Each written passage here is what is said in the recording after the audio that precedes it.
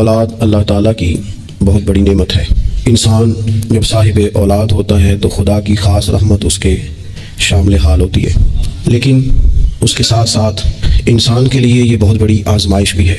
औलाद के साथ ढेर सारे मसाइल भी वाबस्ता होते हैं। उनके लिए उनके वालिद और उनकी वालदा के ज़िम्मे जो हुकूक अल्लाह रसूल ने सल्लल्लाहु ताला अलैहि वसल्लम आयत फरमाए हैं, उनका ख्याल रखना भी बड़ा ज़रूरी है। हमारे यहाँ ये होता है कि माँ बाप यकीनन औलाद के लिए अच्छा ही सोचते हैं, लेकिन चूँकि हमारी सोचें हमेशा दुनियादारी के गिर्द घूमती हैं और हमारे ज़माने में कामयाबी का मेयार ही लोगों ने इक़्तिदार को, माल को, जाहो हशमत को बना लिया, तो फिर अपनी औलाद के लिए भी लोग इसी के हुसूल को सबसे बड़ा सरमाया समझते हैं और हमेशा बच्चों की यही तरबियत करते हैं कि उन्हें माल कैसे जमा करना है, उन्हें किस तरह से माशरे के अंदर हुसूल इक़्तिदार के लिए या बड़े मनासिब के लिए कोशिश करनी है। नतीजा ये निकलता है कि एक अजीब सी मादा परस्ती माहौल में पैदा हो जाती है। इस्लाम तरबियत औलाद के हवाले से हमारी जो रहनुमाई करता है तो वो सारी बातें उसमें शामिल हैं। बच्चों को आप रिज़्क़ हलाल कमाने की तलकीन 100% करेंगे, उन्हें उस फल से ज़रूर आगाह करें कि वो कभी किसी के दस्ते नगर ना रहें, कहीं उन्हें हाथ ना फैलाना पड़े, लेकिन उनकी रूहानी, इखलाकी, मजहबी तरबियत ये भी अल्लाह ताला ने माँ बाप के ज़िम्मे लगाई। या अय्युहल्लज़ीना आमनू कू अनफुसकुम व अहलीकुम नारा, ऐ ईमान वालों खुद भी दोज़ख से बचो और अपने घर वालों को भी दोज़ख की आग से बचाओ। ऐसे असबाब अपने बच्चों को सिखाओ कि कहीं वो जहन्नुम के रास्ते पर न पड़ जाए। उन सारी राहों का उन्हें तयन करके दो जो जन्नत की तरफ जाती है। उनकी जो अखलाकी ज़िंदगी है, उनके किरदार व अमल का जो हुस्न है, उसके लिए तुम अपने बच्चों की तरबियत करो। हमारे यहाँ अगर पहली बात तो यह है कि हम बच्चों को बार बार इसी बात की तरफ गामजन करते हैं और मिसालें भी देते हैं, तो इस तरह की देते हैं कि फ़लाने का बेटा देखो कितने पैसे कमा रहा है, फ़लाँ का बेटा देखो कितने बड़े ओहदे पर फायज हो गया है, और फ़लाँ का बच्चा देखो कितना शोहरत पा गया है। तो पहले तो मिसालें ही दुनियादारी की, और अगर दीन के लिए हम कायल करना भी चाहते हैं तो कुछ मिसालें सुनाकर, कुछ बातें बताकर, कुछ तकरीर सुनाकर। तो याद रखिएगा, तकरीरें घर से बाहर चलती हैं, घर के अंदर अमल चलता है। बच्चों की दीनी और रूहानी तरबियत करने के लिए सबसे पहले माँ बाप को दीनी और रूहानी ज़िंदगी गुजारनी पड़ेगी। बच्चे जिस तरह बाप को वक्त पर ड्यूटी पे जाता हुआ देखते हैं, उन्हें अपने बाप को वक्त पर उठ के नमाज पढ़ता भी देखना पड़ेगा। अगर उसका कारोबार कम हो जाए, कहीं नुकसान हो जाए, तो जिस तरह वो उसे परेशान और बेहाल देखते हैं, काश ऐसा हो ना कि कभी बाप की आंखों में आंसू आए और बच्चे पूछे कि अब्बा जी को क्या है, तो अम्मा कहे पुत्र तुम्हारे बाप को हुजूर का मदीना याद आता है। ये चीज़ें रूहानी ज़िंदगी जब हम गुजारेंगे तो बड़ी जल्दी हमारे बच्चों के अंदर ये चीज़ें पैदा होंगी। लेकिन ये तो नहीं ना हो सकता कि आप फसल गंदम की बोएं और काटना चावल चाहें, ये मुमकिन नहीं है। हम चाहें कि हम घर में कोई दीनी काम नहीं करेंगे, लेकिन पुत्र तेरे ऊपर पाबंदी है, तूने सारे दीनी, रूहानी, इस्लामी सारे तूने काम करने हैं। मेरे पास लोग बच्चे दाखिल कराने आते हैं, तो एक जुमला वो अक्सर बोलते हैं, वो कहते हैं नहीं मैं बच्चा दाखिल कराना चाहता हूँ ताकि मेरी बख्शिश का जरिया बन जाए। तो मैं कहता हूँ ये बात आपकी ठीक है, हदीस पाक में अल्फाज मौजूद हैं कि अल्लाह ताला वालिदैन को एहसास देगा, लेकिन आप माशाल्लाह बाशऊर हैं। अगर आपको इस बात का शऊर है ना कि बच्चे की वजह से हाफिज कारी या लामा साहब की वजह से मेरी बख्शिश हो जाएगी, तो और भी तो कई चीज़ें बख्शिश वाली हैं, आप अमल क्यों नहीं करते? उन पर आप तवज्जो क्यों नहीं देते? उस तरह भी तो आप गौर फरमाएं। आप किसी और के जरिए से जो बख्शिश चाहते हैं तो कोई ऐसा काम करे ना कि हम रब से दुआ करें तो अल्लाह हमारी वजह से किसी और पर भी फजल फरमा दे। लेकिन हम अपने आप को तब्दील नहीं करना चाहते, अपने अंदर तब्दीली नहीं लाना चाहते। हम कुछ सवेरे उठ के कुछ मुसल्ले को, इबादत को, अल्लाह अल्लाह को टाइम नहीं देना चाहते। हम घर में सच नहीं बोलना चाहते।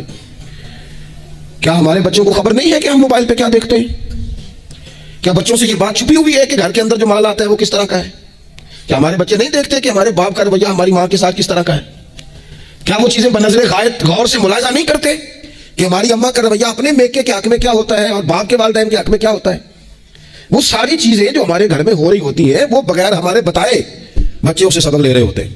उस रास्ते के वो मुसाफिर होते हैं जिस रास्ते पर मेरे घर वाले चल रहे होते हैं। तो अपने बच्चों की इखलाकी तरबियत के लिए सबसे पहले तो गर्मियों में दोपहर को सारे लोग गाँव में सोया करते थे, तो एक बच्चा, एक नौजवान मोटरसाइकिल पे ना, उसने बड़ा सख्त हारन लगाया होता था। तो वो लाडला बच्चा था, अपने माँ बाप का इकलौती औलाद थी, तो वो गली से गुजरता तो मेरी वालदा बड़ी नाराज़ होती, कई दफ़ा बुरा भला भी कहती हैं कि इसको शर्म ही नहीं आती, ये सोतों को जगा देता है, इतना सख्त हारन लगा दिया है। फिर कुछ अरसे के बाद उसने वो हारन उखेड़ दिया, उसी गली से गुजरता लेकिन चुपके से। तो बच्चा शरारतें करने वाला शरारत छोड़ जाए तो फिर भी सवाल खड़ा होता है कि क्यों छोड़ गया है। तो अम्मा जी कहने लगी उन्हें पूछते सही क्यों होया सो। मैंने उससे एक दिन कहा कि खैर है, तो मुझे कहने लगा भाईजान मेरे घर में बेटी पैदा हुई है। तो मेरी वालदा ने मैनू थपकी दे के पुत्र हारन ला छड़, धीआं दे प्यो इंज दे काम नहीं करते। میں اب صاحب اولاد ہوں تو اگر میرا کردار اس طرح کا ہوگا تو پھر لہجہ کیا ہوگا؟ میں نے چھوڑ دیے سارے کام، چونکہ میرے گھر میں بیٹی آ گئی ہے اور میری ماں نے مجھے کہا ہے کہ بیٹیوں کے باپ کا یہ لہجہ نہیں ہوتا، ان کے انداز بڑے شستہ بڑے صاف ہوتے ہیں، چونکہ گھر میں بیٹی نے آنکھ کھولنی ہے، اس نے وہ رنگ دیکھنا ہے۔ میں ایک دوسری بات بھی آپ کو عرض کرتا ہوں، میں کھانا کھا رہا تھا، گھر کے اندر بیٹھا تھا، تو میری گھر والی مجھ سے کہنے لگی کہ باہر بچہ بڑا بلک بلک کے ہو رہا ہے مدرسے کا۔ میں نے کہا جلدی سے بلاؤ۔ وہ بچہ اندر آیا تو وہ کانپ رہا تھا، اس کی حالت اس طرح کی تھی کہ شاید تھوڑی دیر میں گر جائے۔ تو مجھے تو کھانا بھول گیا، میں نے کہا پتر خیر کیا ہوا کیا ہے؟ تو بولے تو اس سے بات نہ ہو سکے، ہانپتے کانپتے تڑپتے ٹوٹتے جملے۔ وہ میں نے کہا بیٹے کیا بات ہے، چھوٹا سا بچہ ہے۔ کہنے لگا میں نے گھر ٹیلی فون کیا تھا، میرے ابا جی پھر میری اماں سے لڑ رہے ہیں۔ حضرت صاحب جب وہ لڑتے ہیں تو ہم چار پنجوں کے نیچے چھپ جاتے ہیں، خوف آتا ہے، میری بہنیں روتی ہیں، ہمیں کسی چیز سے اتنا ڈر نہیں آتا کیونکہ ہمارا والد پھر ہماری اماں کو مارتا ہے، خوف آتا ہے۔ آج گھر میں نا پھر ابا جی اماں کو پیٹ رہے ہیں، میں نے فون کیا تھا تو بہنیں رو رہی ہیں، آپ دعا کر دیں ہمارے گھر میں سکون ہو جائے۔ ہم تو اپنے بچوں کی آنکھوں میں آنسو نہیں دیکھ سکتے، پر یہ کس نے رلایا ہمارے بچوں کو؟ ماں باپ نے مل کے؟ کس نے تباہی کی؟ ان کے خیالات کیوں بکھر گئے؟ اتنا خوف کس چیز نے طاری کیا؟ یہ سکون کس نے چھینا؟ میں نے پھر ان کے والد کو بلایا، گزارش کی، اور مجھے امید ہے کہ وہ میری بات بھی سمجھ گئے ہوں گے۔ میں نے ان کو وہ سارے حالات سے آگاہ کیا کہ آپ کے بچوں کی نفسیات کہاں تک جا رہی ہے، پر میری آپ اس واقعے کے بعد میں سمجھا کہ شاید یہ ایک گھر کا مسئلہ تو نہیں ہوگا، جانے کتنے گھروں میں یوں ہوتا ہوگا، کتنے بچے خوف کی زندگی گزارتے ہوں گے، اللہ جانے اب کیا ہونے لگا ہے۔ تو اپنے بچوں کی اخلاقی تربیت کے لیے، اخلاقی بڑا پیار کرتا ہے باپ اپنے بچے سے، میں صحیح بتاتا ہوں، آپ بڑا پیار کرتی ہے ماں اپنے بچے سے، لیکن یاد رکھنا اس پیار میں کہیں وہ اخلاقی حدود کو کراس نہ کر جائے۔ یہ دیکھ لینا کہیں آپ کے لاڈ پیار میں کوئی ناجائز بات اس کے منہ سے نکلے کسی کے بارے میں اور آپ اسے قبول کر کے کہیں اسے تباہ نہ کر دیں۔ باپ میں نے دیکھا ہے یہ کام کرتے ہیں کہ بچے نے اگر کبھی کوئی تحفہ مانگ لیا ہے اور موقع آ گیا ہے تحفہ دینے کا تو باپ اوور ٹائم بھی لگاتا ہے۔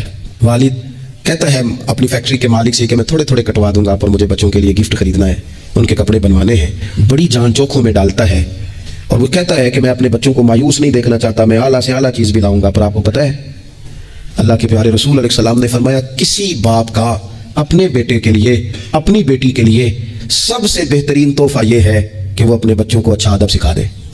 یہ سونا تحفہ دیا ہے باپ نے کہ اس بچے کو اس نے اچھی تربیت سے روشناس کرا، یہ خوبصورت تحفہ سونا یہ کمال کر دی والد نے کہ اس نے اپنے بچے کے آداب زندگی میں ایک اچھے ادب کا اضافہ کیا۔ آپ نہ ہزاروں کا لاکھوں کا تحفہ لے کے آئیں لیکن اس کی اخلاقی تربیت کریں، اس کے کردار میں جاذبیت پیدا کریں۔ ہو نہ آج بھی کوئی ماں ایسی جو غوث پاک کی ماں کی طرح کہے پتر بھوک کاٹ لینا پر جھوٹ نہ بولنا۔ ہو نہ کوئی ماں آج بھی ایسی جو بابا فرید کی ماں کی طرح یہ کہے پتر تجھے شکر پسند ہے پر ملے گی تب جب تو نماز پڑھ کے مصلی اٹھائے گا۔ ہو نہ آج بھی کوئی خواجہ بختیار کاکی کی ماں جیسی ماں جو سارا دن گھر میں سپارے پڑھتی رہے اور 15 سپارے یاد ہوں اور صبح شام پڑھے۔ اور خدا کے بندو کچھ چیزیں ایسی ہیں جو کردار کی روشنی سے نور پاتی ہیں، جو صرف عمل کے حسن سے دنیا کو حسین کر دیتی ہیں۔ بچوں کی روحانی تربیت، اخلاقی تربیت، ہم نا جو بچوں کو سبق دے رہے ہیں وہ محدود زندگی کا دے رہے ہیں۔ ہم مسلمان ہیں، ہمیں ہمارے دین نے کہا ہے کہ زندگی 60-70 سال کی نہیں، اس کے بعد بھی ایک زندگی ہے جو ہمیشہ رہنے والی ہے، ختم نہ ہونے والی ہے۔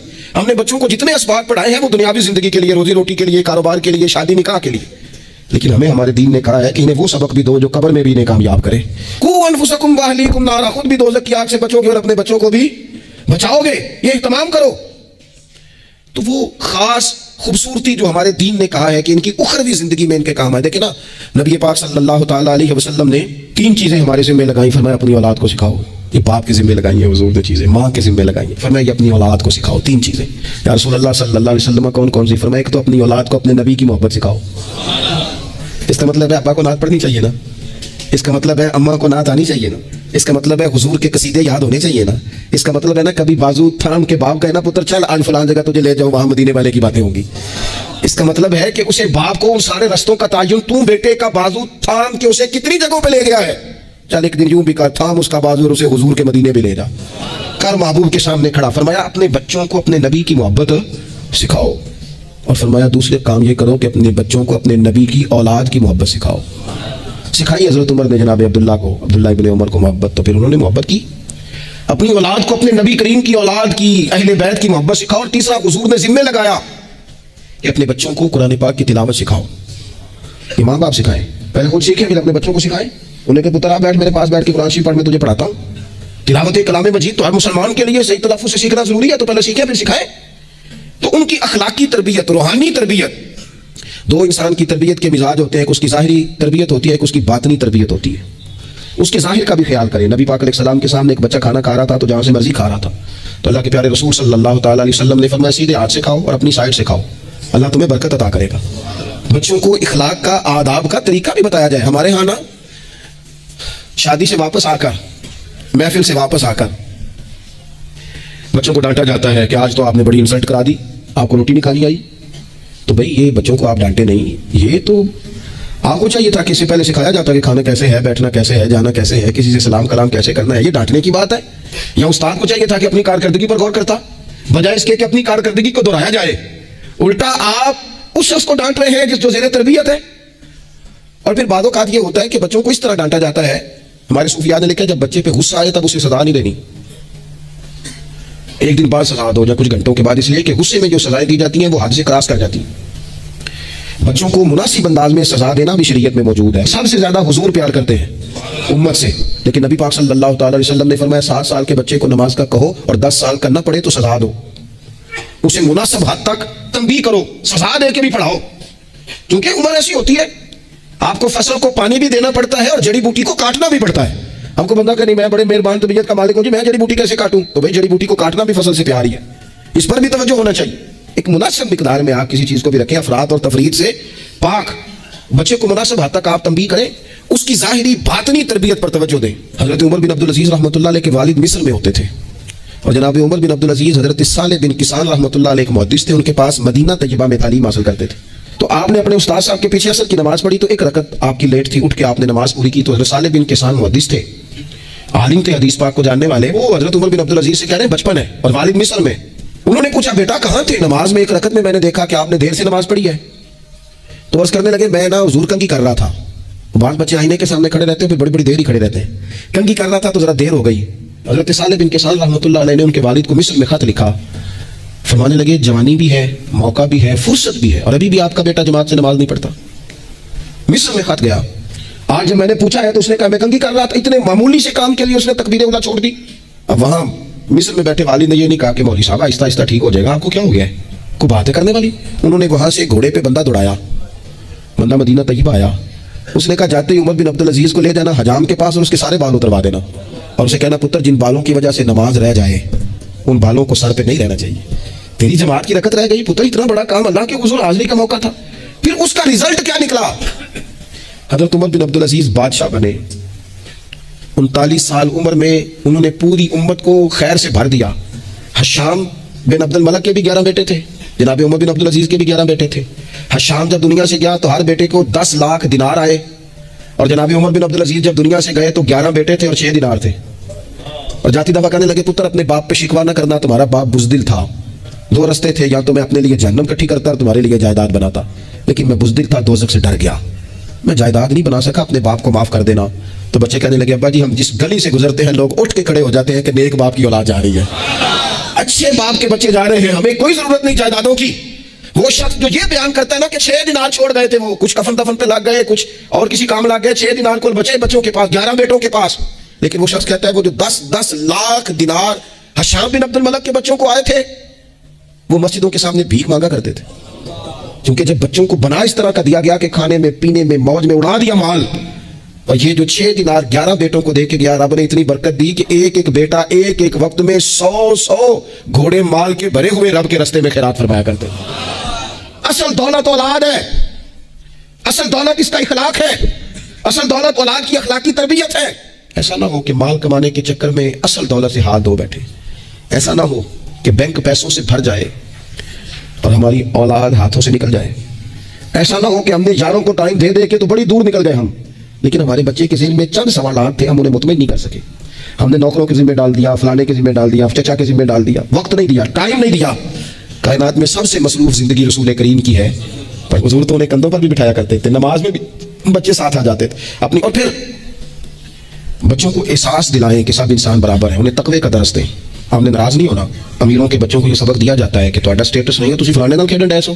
حضرت عمر کے زمانے میں ایک گورنر کے بیٹے نے غریب کے بیٹے کو مارا تھا تو حضرت عمر نے نا گورنر صاحب کو معزول کر کے اونٹ چرانے پہ لگا دیا.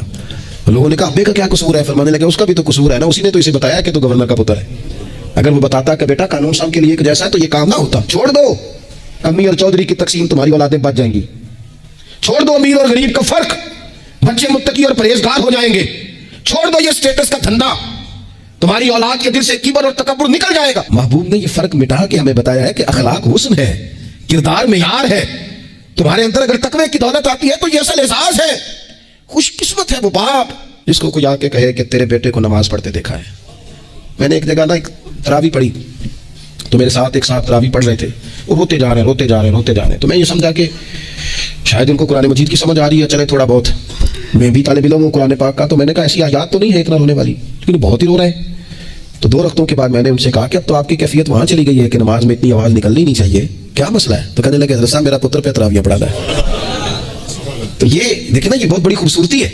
लेकिन याद रखें, उसका हाफिज कारी आलिम होना भी बड़ी बात है, लेकिन शर्त यह है कि वो अखलाकी तौर पर अगर एक अच्छा इंसान बन जाए तो फिर भी बड़ी बात है। अगर आपको ये कोई आके बताए कि मैं जा रहा था चक्की पे गंदम लेकर पिसवाने के लिए, लेकिन तेरे बेटे ने तो जल्दी से मोटरसाइकिल रोका है, उसने कहा चाचा जान मुझे देना, मैं छोड़ के आता हूँ। और मैं जा रहा था डॉक्टर की तरफ दवा लेने, लेकिन उसने कहा कि आप इधर मेरे साथ आए ना, मैं जाता हूँ आपको लेकर के। ये बहुत बड़ा एहसास है। बच्चों को अखलाकन मजबूत कर देना, उनके किरदार के अंदर वो खूबसूरती ले आना। तो मैं बड़े दर्द से आपसे अर्ज करूँ, हम अपनी औलाद की तकलीफ नहीं दे सकते, देखी नहीं जाती, कैसे देखेंगे? तो मुझे बताओ, क्या खुदा न खास्ता अल्लाह ताला सबको महफूज करे, क़यामत में अगर औलाद को अजाब होगा तो देखा जा सकेगा? और अगर नहीं देख सकते तो फिर खुदारा कभी भी इन्हें रिज़्क़ हराम ना खिलाना।